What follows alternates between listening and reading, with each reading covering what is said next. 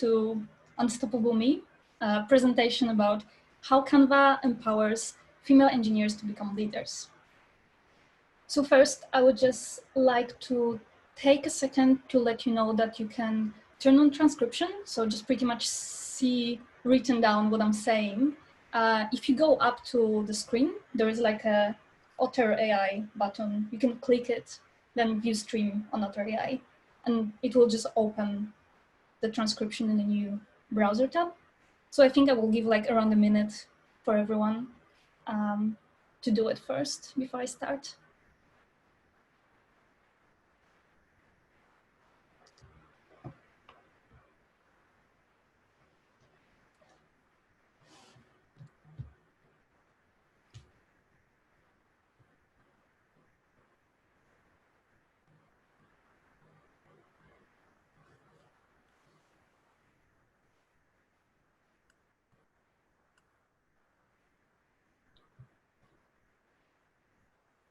Okay, so I will present some stuff today. Feel free to pop some comments in the chat. If you have any questions, there will be a Q&A panel at the end. So I will try to answer everything. My name is Carolina, and I'm an Android engineer at Canva, where I work on video part of the product. I also run Canva Women Engineers, which is a group focused on bringing female engineers together to share experiences during our monthly lunch outings, like on the photo, attend meetups and conferences together, and share opportunities with each other. Yeah, we even have our own sticker. Last summer, for 3 months, we were joined by our amazing interns, half of which were female engineers. And it was during those lunches that we realized two things. One, Canva is growing extremely fast, but female engineers are still a minority, although also growing much faster than ever before, thanks to the efforts of our talent acquisition team. Our whole recruiting system, including interview structure, was changed to create more inclusive and accessible process. And two, there is lack of female engineers in leadership positions. From around 15 groups in the company at the time, only one was led by a woman. The first problem, getting women engineers into Canva, had already been worked on, but we knew that to make it count, we have to fix the second one, creating a space where women with technical skills can grow their career, count on professional support and thrive at work, as well as see others like them taking on leading teams and groups is the way to go. Once women at Canva are happy and have all the professional assistance they need, we would be able to attract more women that see joining Canva as just the beginning of their growth. We all saw the problem, but the first one to act was Pauline. She was the only female engineer group lead at the time. Pauline decided something needs to change. She saw female engineers facing struggles, navigating their careers in engineering in general, and specifically engineering at Canva. Our lunch chats only reinforced her feelings. She started on taking informal coaching of 5 female engineers motivated to progress their career but feeling stuck.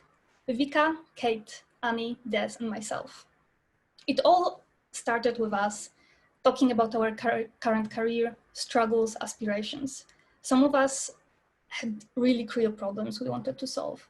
They were internal, like not believing in ourselves or lack of confidence, and external, lack of support from your assigned coach, not getting enough opportunities. Some didn't really know what's next. We felt stuck or blocked couldn't really see clear steps we can take or even the direction in which to go. After a few sessions with Pauline, focusing mostly on understanding our current career and problems, our Canva internal coach, Sarah, here she is, came to help with some fresh ideas and sketched a plan for what she later called Unstoppable Me program. Now we had a plan and concrete steps to follow, along with regular sessions to work on certain topics. We got buy-ins from company stakeholders supporting Pauline's and Sarah's initiative. It was the first time Canva did a program like this, and also the first time I ever experienced an employer to actually take action instead of acknowledging that the problem exists. The first season of Unstoppable Me is still underway, but we're close to graduating. And today I would like to tell you more about how this initiative changed careers and lives of 5 female engineers. So Sarah's structured coaching started in February this year, around a month before lockdown. At this time, all 5 of us were confused, unsure, or stuck. The main problems female engineers identified as blocking their career were not being able to back themselves up in technical discussions, or not even being able to raise their point of view. And this wasn't related to lack of technical knowledge, but rather lack of confidence. Not being given opportunities and responsibilities, difficulty with communicating and selling their ideas, difficulty speaking up during male-dominated meetings, walking away from arguments, not being able to stand their ground. This can easily be split into those 3 categories: communication, confidence, and visibility. What came next was breakthrough sessions, when alone or in pairs, we were going deeper into our blockers. Blockers are self-sabotaging mindsets and behaviors.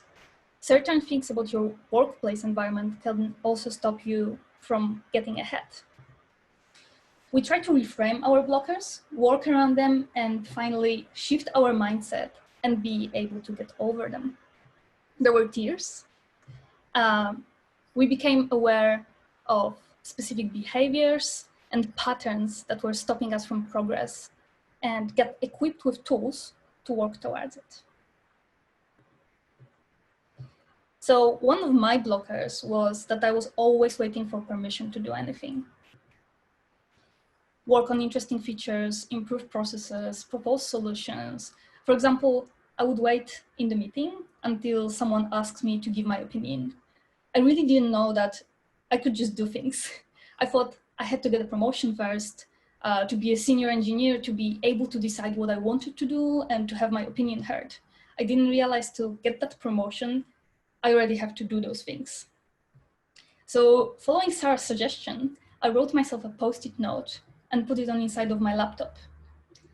The note said, "Not for anymore," which means I'm not a child and I have a permission to do things I care about. And that's both in my life and in my career. Another issue I had was that I would be scared of conflict. Whenever someone would disagree with my point of view, I would just walk away, angry, feeling stupid. I could never come up with a response on the go, so I felt really incompetent. What I realized during my coaching session was that I just can't fight with the type of personality I am. I need time to be alone, rethink my strategy or proposal, and that I can just come back with a response after that. Being able to respond on the spot is not a better way of handling conflict, but a different way. The different way of handling conflict was actually represented by one of the other women, Kate. She's smart and knowledgeable and has diversified career background. She's able to fight for her point of view and ideas. But sometimes she would hit the wall. She would get angry and disappointed when teammates don't accept her solution. She would try to convince them to do it exactly her way. What she learned during our coaching sessions was that sometimes you have to compromise and also pick your fights. Now she's always looking to find middle ground, and being able to see 2 sides of the story makes her feel more in control. One of the very important things to understand is that a lot of the communication, low self-esteem, and lack of persistence and consistency issues in our group came from mental health difficulties some of us were experiencing, like anxiety, or in my case, depression. What we learned, and it also had an impact on our personal lives, was to accept this part of us, try to understand it, and work with it. For me, depression and anxiety are sometimes all-consuming. I have better days and I have worse days during which I would hate myself for not performing 100% or not being confident in social professional interaction. I would see each of my mistakes as a failure and get such a bad association with a given project or activity that I would just stop trying. Next time that I would be in one of my better states, I would just pick up something new, frustrated that that no one sees my hard work. So what I learned during those 7 months of Unstoppable Me was to simply listen to my body and to understand the state I'm in and work with it. I realized I have waves of feeling strong and capable, confident and powerful, and followed by weeks of feeling tired and unmotivated and slow. So instead of seeing this lower mood as a problem, I had to work it to my advantage. I realized in the time that I'm fast and social, I should do more of the visibility things like presentations, pitching feature and strategy ideas, organize meetings. And on the other hand, in my slow mood, I would code and deliver much better and faster. I would be able to get my mind around admin tasks for the team and hard algorithmic or architectural problems as an individual contributor. So really, all I had to do was structure my work around those waves to get the most out of my brain without burning out and feeling useless. It would also give me much more satisfaction and help me consistently progress my projects without the need to work on them without a break.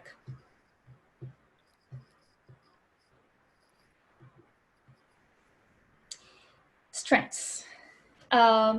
Exercise of a great value for, I think, all of us was finding our strengths. By finding your strengths, you can understand what drives you, what you're naturally good at, and hence what career path might be suitable for you.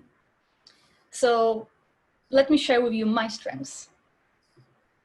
It's curiosity, creativity, love of learning, and connecting.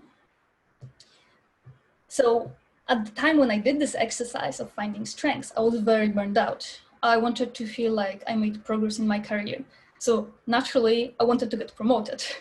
And at the time, I thought the only way to do it is by smashing as many features as possible, taking things no one wanted and fixing them, making that perfect, staying overtime. And the truth might sound cheeky, but if you follow what you love, everything will just fall into place. At least that's how I got where I am now. I always loved coding. I always wanted to live in a warm country, in a seaside city, because I'm from cold central Poland. For most of my life, I was just doing what I loved, and I put all my heart and soul into it. And it wasn't always easy. It wasn't always the most interesting, like certain uni classes. But my motivation was always, I want to know how to do it. I want to know how it works. I want to be able to create this cool thing. I want to be around people that feel the same. And once I took this strengths test, I realized how much of my frustration was caused by me not following what I believed in. So it's easy to lose motivation when all that's motivating you is promotion, and somehow you just can't understand how to get it. So instead, I shifted my mindset again and started looking at places within the company I care about and I can make impact on. And that's how we get into another part of the program, visibility. To be a leader is to have people believe that you are the person that they want to be supported by. It's to be trusted to make right decisions and learn from mistakes and reiterate. And you can't get that without visibility. One thing that was common for all of us in our coaching group was that We didn't want to brag. We felt like talking about our achievement is rude, inappropriate. However, you can't be a leader if people don't know about yours and your team's good work. You can't get promoted if your manager doesn't know what you are proud of. And this is one of the hardest part of the whole process, learning to get visibility without feeling ashamed to talk about yourself. So culturally, women are taught to be quiet and polite, wait until we're noticed. Fortunately, it's changing, but some of us from more conservative backgrounds still have to fight this feeling.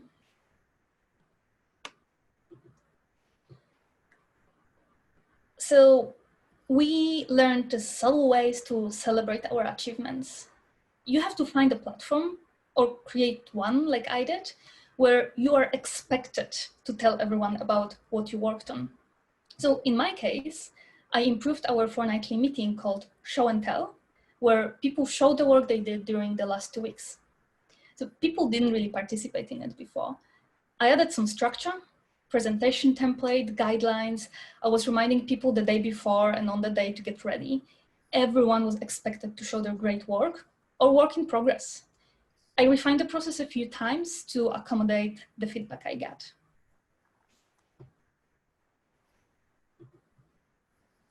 Another conversation worth having, or many conversations, is telling people what you want to work on. If they see your passion, they'll remember it. And next time an opportunity appears, they will think about you. Have side projects and just show them around.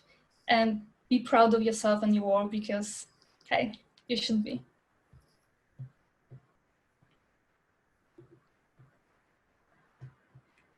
One of the last sessions of the program was a Q&A panel with our senior engineers.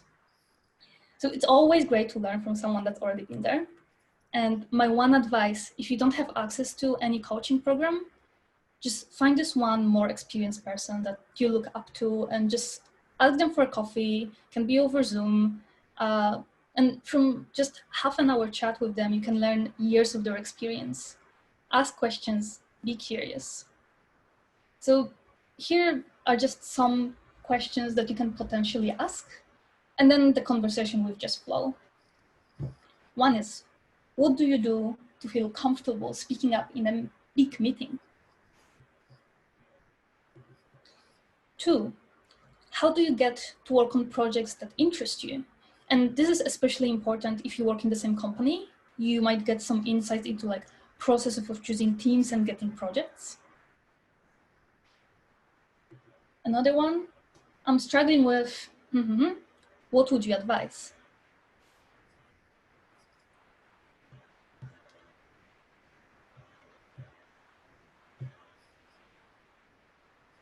So there's really much more I could talk about that what happened in the past few months thanks to Unstoppable Me. And it's just my one story. And there's still 4 more amazing women that could tell you their unique, beautiful stories with different perspectives, backgrounds, and starting points. So here are just a few examples of the progress they made. Where's my mountain? Oh, yeah. So first person, from social anxiety to actively seeking new opportunities and challenges in form of projects to work on and lead, speaking at show and tell about her work. A second person changed her mindset. So from viewing people as difficulties to fostering relationships in order to learn from others and grow.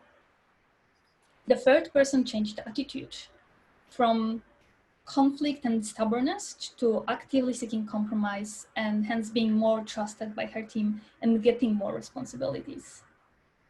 The fourth person, from social anxiety and lack of confidence to speaking up during tech conversations and backing herself up. It's been a challenging time for all of us, and it took courage to make those changes happen. The coaching program is not a magic pill. It becomes magical because all of us dug deep into our blockers and threw ourselves at doing things differently and making stuff happen for ourselves at work. I'm proud of us, and I'm proud of Canva for taking a step in the right direction.